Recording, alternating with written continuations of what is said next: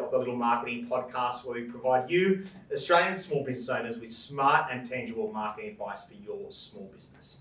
So today we are joined by Mark Wheeler from Stratiform.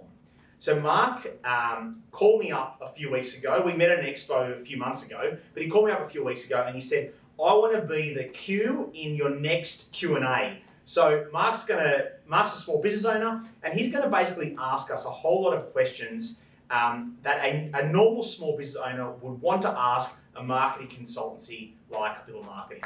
Mark, welcome to the show. Thank you for having me. Awesome. And we've got GM of Client Delivery joining us as well. Hayley Lim, welcome. Thank you. Again, back on the show again. Look, our first Q&A that we did last month was awesome. Lots of commentary around it. So I'm glad that Mark came out of nowhere and wants to join us in the Q&A. So perfect. Mark's pre-prepared some questions. Mark, fire away, and Hayley and I will do our best to answer as concisely and clearly as possible, like any marketing consultancy should. Make sure you explain cleaning, Michael. All right, let's do that. All right, go, Mark. Okay, so are there different or better types of marketing based on the industry you're in? Okay. So, like, I'm in IT. Yep. So is there channels that I should be specifically looking at, or? Yeah, sure. Sounds like Mark's come on the show for some free advice, but I'm just kidding. So if I look at industries and what marketing activities should be done, the one thing I always think about is who is the audience that we're trying to attract. So look at your specific audience and think, where do my audience live, breathe, eat? What do they read? What do they listen to? Who do they engage with? Who influences them? So that would be the key, I guess, item that I'd be thinking about in terms of choosing the activity for an industry. The audience for every industry is different, right? So it's thinking about who your audience is and nailing it down to where is my audience going to hear or see me?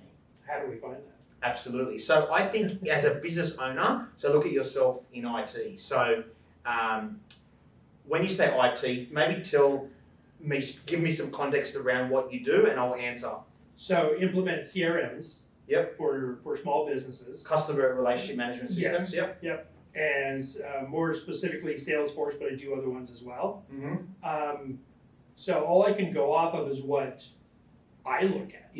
I look at LinkedIn, or I look at, it's hard for me to know where my audience really is. Sure. So who do you set up your CRMs for? What type of businesses are they? What industry are they in? And so it's questions like that that a business owner needs to think about. Who is my audience? Are they small business owners? Are they big business owners? Is it the admin person within the business? Is it an IT person within the business? Is it the owner of the business? Is it a big business? Is it a small business? Is it a medium business? What industry are they in? Are they builders? Are they carpenters? Are they also in IT? So it's thinking about all of those kind of touch points, industry, specific audience, the sex they are, the age they are, the position that they are within the business. Thinking about all those factors, think about, well, as a fellow human, where would they be? Where could they hear or see me? Where would they be looking for me? Does that make sense? Completely. Yeah. Yeah, and then I would assume you have to figure out what works best once you find the channels. Video or, white papers. I don't even know what half the stuff is. Yeah, and there are so many activities now, right? Like the one question that we always hear, and Hayley could attest to this, is what marketing activity is going to work for my business? And there are 1,000 questions that need to be asked before we can answer that, of which one is, who is my audience? Where will they hear or see me? Yeah. And no doubt we'll answer some more context around what are the other 1,000 questions that we need to answer before we figure out what are the activities will be. Yeah. Okay. Hope that helps. Yeah. Hope that helps everyone listening and watching as well. Okay, so I get hundreds, if not more than that, emails a day saying people can fix my SEO, they can get my website up and generate leads for me. Yep. What do I do about that? Like what? 200 a month, did you say? No, well, I get a lot per day, like probably 10 or 15 a day. Yeah, okay. Yeah. And what's your question? So what am I not going to get from them Yep. that I would get from a real marketing company. Yeah, for sure. So we're a marketing consultancy. Consultancy. So and I know I was teasing there, but that consultancy bit is really important because if you go to and I think we spoke a bit about it offline before, but you get all these emails, 20 emails a day about a company that can do SEO for really cheap for you. Well, what is that consultancy approach going to be like with you as a small business owner? Yeah. You know your business better than them. So what is that initial consultative approach for them to understand your business, your mindset, what makes you different to your competition, who your audience is, what should some of that key messaging be? That company, that $200 a month SEO company is not going to be asking those consultative questions that give the SEO a chance of working. Right. They just go straight into implementation mode. And that just doesn't work. So what are you going to get differently from an experienced marketing consultancy like ours? You're going to get a consultative approach where we work with you at the beginning to define what you do and why you're different. Make sure that is then reflected in your marketing activity. And then when we're implementing the activity, it's about working with our clients, working with you in a consultative approach to make sure that whatever we're doing is working, and maybe whatever's not working as well, constantly tweaking and fixing it to make sure that it's all achieving the business goals that you want to achieve. Yeah. That's the difference. Yeah. I hope that answers your question. Yeah, no, for sure, it makes sense. And the thing about SEO is that it's a long game. So it's not just $200 a month. It's going to be at least 6 months where you see results. So it's whether you have that investment to then, go into doing that. Yeah. Yeah. Well, that goes right into the next question, which is I spend about $800 a month on Google AdWords that I don't see any benefit from. Yeah. It's just something I set up probably when I first set up the business. I know how important it is to do SEO, but I'm not seeing much result from it. Probably 3 leads for the whole time I've been in business have come from somebody finding my website. Everything else has been word of mouth or passed on as a referral. So how do I take that $800 and spend it better? Yeah, I guess let's look at, let's talk about your Google Ads campaign. So you said you set it up. How often do you monitor, review, make changes? Every month when I get the bill. Yeah, and I was like, because I guess Google Ads have really changed throughout the years.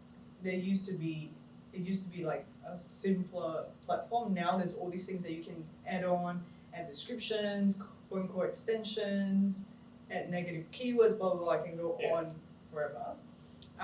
So I guess without seeing how you've set up the campaign, it's really hard to discount that, to say that, oh, it's not working. Right. Because it could be maybe there's a missing piece somewhere that's, not triggering to give you the results that you want. So for instance, like, do you get clicks to your website at all? I do. Yeah. But I don't look at it granular enough to know, I know people get there. Yeah.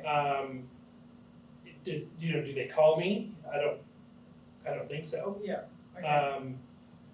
So it's really hard to say. And I've seen other companies take it to the extreme where they're looking at what page people dropped off and they're, heat maps and all kinds of things. I don't think that doesn't work for my business. So I'm just wondering if I can take that money and spend it somewhere else. Yeah. But then what does that do? What does that do? I'm scared to let go of that. Yeah, and I guess also because online is a really important channel for you to, be online so that you're. I need to have that. Yeah. Legitimate. Yeah. I have to have their website, even if it doesn't produce a lead. It qualifies me as a business when people see it. So if somebody does a search and I'm on page 12. Yeah. That's what does that say? Yeah, if you don't do SEO, then you should probably do Google Ads because you want to be on top somewhere. Right. Yeah. Yeah, 100%. And I think an extension to that is that you, like as Hayley said, maybe there's a missing piece in how you've set up the campaign, the words that you use, the descriptions and all that. But what about how you are positioning your business and your brand that's different to the competition. So, and the wording and language around that. Are you using that in the ads? Are you using that on the website when they click on the ads? There's got to be a cohesive, consistent approach and message that they see. So they read it on the ad, they read it on the website, and they go, yep, the journey is the same, I'm feeling the same thing, I know exactly what this guy does, I'm going to inquire.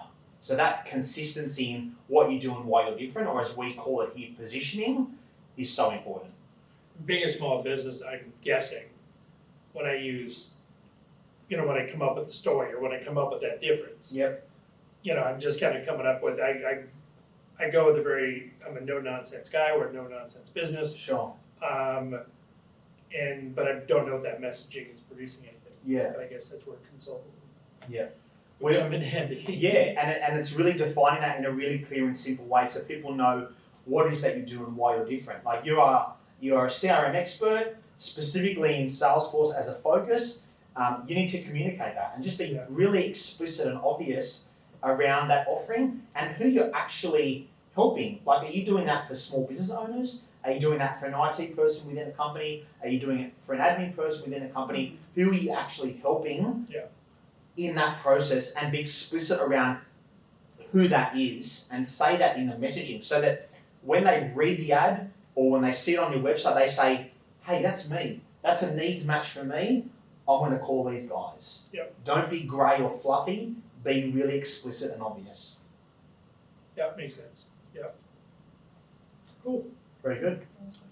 So next one is around AI tools. Yep. I think you've heard a bit about AI recently in the news. Oh, well, let me tell you, so AI. So I went to a conference 6 or 7 years ago in London, and they were talking about AI back then. And I remember coming back here and saying to everybody, just letting you know, there's this AI thing that's coming. And as we spoke about, like, it's just, AI is just data saying this is based on this data, this is what's going to happen in the future, or this is what we can generate for you. But now it's everywhere. So for me, it's not too new, but well, I just think the world has gotten to a point where there's so much data, AI just finally works. Yeah, for sure. Because again, same thing in Salesforce, they've been using AI forever. It just wasn't called that. Exactly.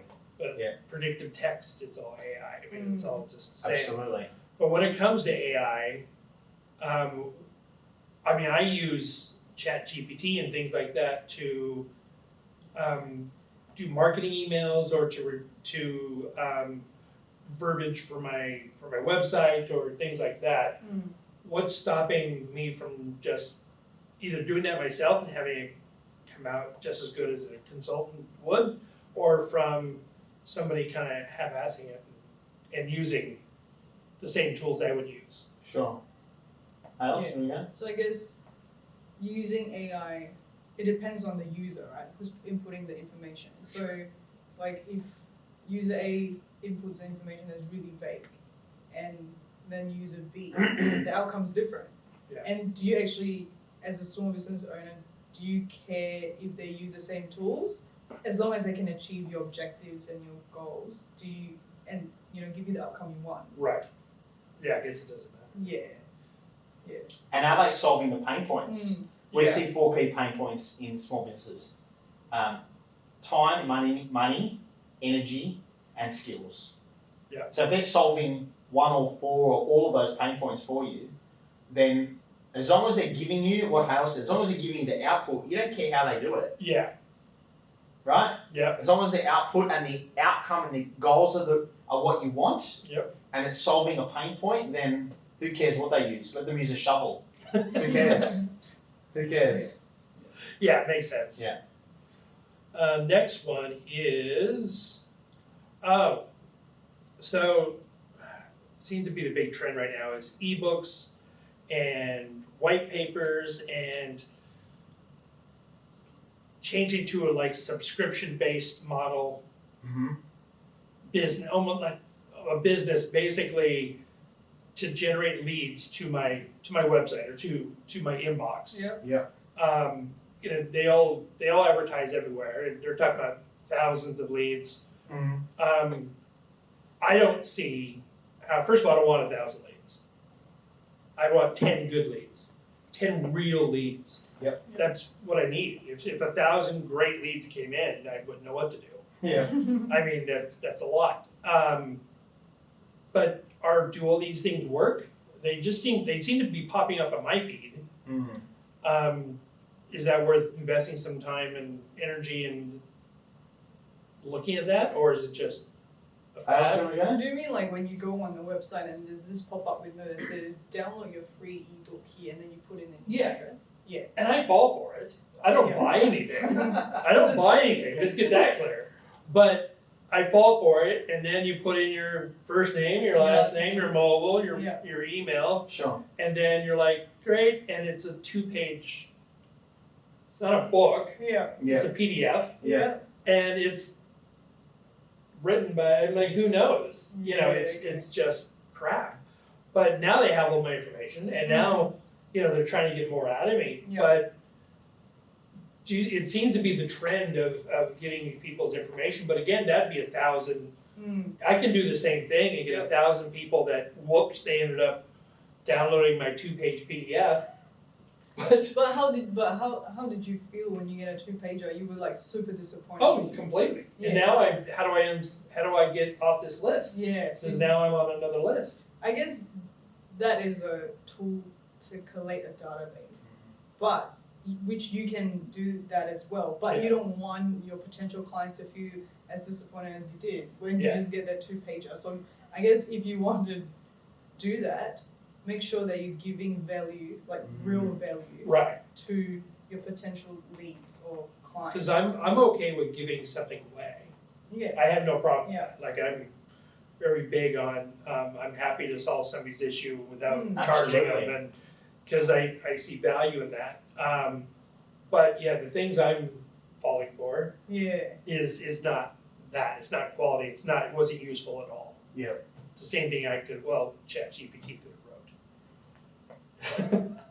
Maybe you should just create a fake email address and then just use that always have that. Yeah, because my email as a subscriber. Yeah. That's a good one, Hal. Just do that, and then it's like your other inbox will be clean. Who was telling us? I was having a conversation with someone. When you sign up to like a online store, and when you first sign up, a lot of them give you like a 10% discount. Yeah. Someone was telling me, I was listening to a podcast where someone creates a different email address each time just so they can get a discount. That's such a great idea. About that. Yeah, and so they have like a spreadsheet which has all their usernames and all their passwords for all the free products that they bought. Oh. Who can be bothered? That's It's a good idea though. Well, It's a good idea. maybe 10%. there will be some kind of technology that just automatically I'm sure. creates some email. Generates a new email address for you. But The it's discount. just, it goes to the same inbox. It's just like addresses maybe. Yeah, Google does that. You can add something after your name, and it creates a new email. So back on, we lost track. So back on the ebook and the white paper stuff. I think it's good for a business from a credibility perspective to have that. Yeah. But you've got, like you just both said, you've got to give value. It can't just be a one-pager of junk. Yeah. Like it's got to actually add value, and they get that and go, actually, that's pretty good. Like I can actually read that and learn something from it, and something tangible that they can take away and implement. Well, that's what I was hoping for. Was that obviously something caught my eye, and it's like, okay, I'm going to get some value from this. Yep. And it literally was. One of them was just a 2-page PDF. There was no ebook about it. I mean, I don't know what the difference is really, but there was nothing there, and it was of no value. It was just not good. So I guess that's what I was. That's what I was hoping for, was get something that would, give me a better view or some ideas. Yeah. Okay. But didn't happen. Disappointing. What an anticlimax. Yes. Number 9. Okay. In my case in particular, my leads are of high value. And what's high value roughly? So minimum 10,000. Yep. Cool. So and on up. Yep. So and also that wouldn't be just not anybody. That's a particular target in a small business. Awesome. Hope you've defined that. Yep. Yep. So how do I hit the bullseye? How do I get those in? Again, not not cheap leads, I mean, it's not hard for me to go out and get help people with their Salesforce that they already have, but that's not the business I'm in. I want to implement and align businesses to their CRMs. Yep. So there's a lot of money there. So again, the ebooks don't work with that type of client. And who is the end client? Is it a business owner?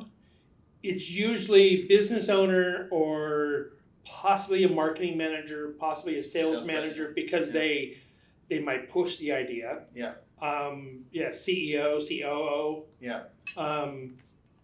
But then there's lots of them that there's no interest. I'm wondering whether, because what we see a lot of clients try to do, or small business owners, is they try to target everybody, right? Yeah. And your audience just then seems really wide. Yeah. So can you, and maybe it's a 1 year, 2 year plan, can you narrow the focus? And this is like marketing 101. How do you position yourself in the minds of your customers that is different to the competition and be an expert in that specific space? Yeah. So if you can tailor your offering to specifically to a business and a type of target audience, that's going to make, and then change your communication to tailor it to that type of individual, it makes your marketing more effective. Because then you think about the language let's talk about your Google AdWords campaign. The language on a Google AdWords campaign to a CIO, a CEO, a business owner, a marketing person, a salesperson is all very different. Yeah. They've all got different motivations. They've all got different things that they want to achieve personally for their role or for their business. So by having a wide audience, it makes marketing really hard. Yeah. So you want to narrow the audience, narrow the focus so that your message resonates with that specific audience. So if it's for CIOs, what are they trying to solve? They're trying to solve an IT problem within their organization. Yeah. So then that's the language. If it's to a salesperson, it's how am I making your job more efficient so that you can do more deals by having a good CRM. Everything's about pipeline. Right? So see how the messaging for those two people is very different. Yeah.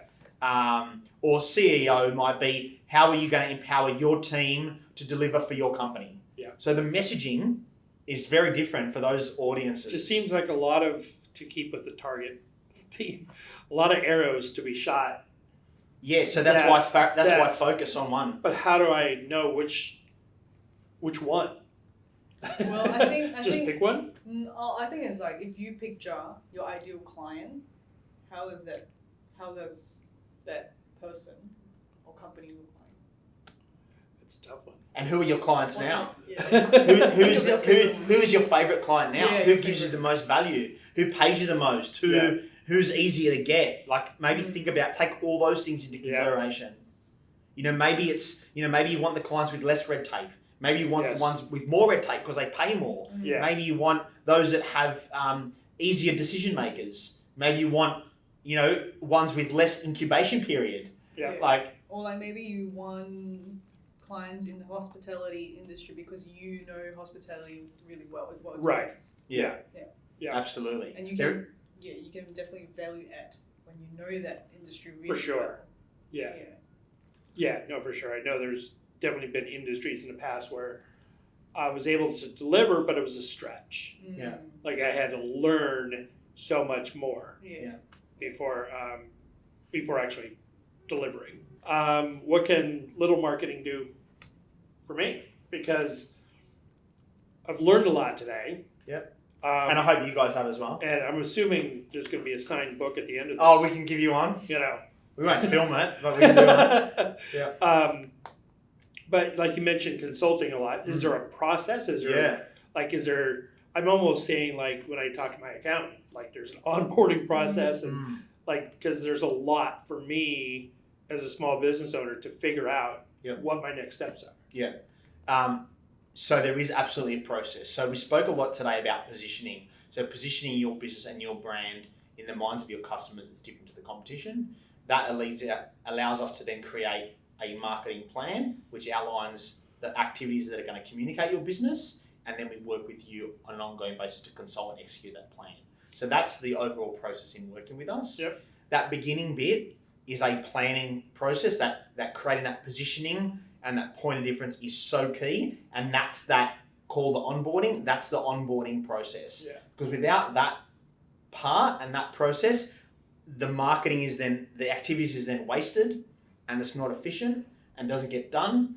And we don't work with you in a consultative approach if we don't do that beginning bit for you. Yeah. So that's the overall process. Positioning, point of difference, create a plan, execute and consult on the plan.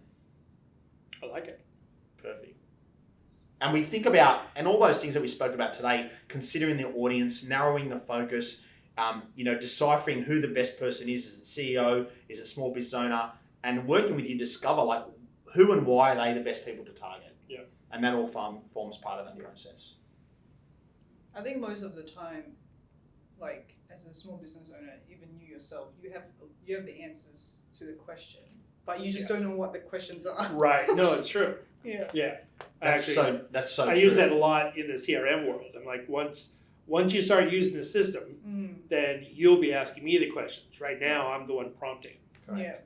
Yeah, exactly. And it's our process we've been going for 16 years. It's a proven approach and a proven way of asking questions to get the outcomes, exactly what Hayley just said. Mate, great questions today. That was good. Got the Q in our Q&A. I love it. Love it. Very good. Hales? Mark, thank you. Everyone, thanks for listening and watching today. Another great episode of the Little Marketing Podcast. Mark, thanks for coming on. Hayley, thanks for joining us. And as always, make sure you subscribe, get onto YouTube, Spotify, Apple Podcasts, and share and like and all those fun things. Thanks, guys. We'll be back soon. Thank you. Thank you.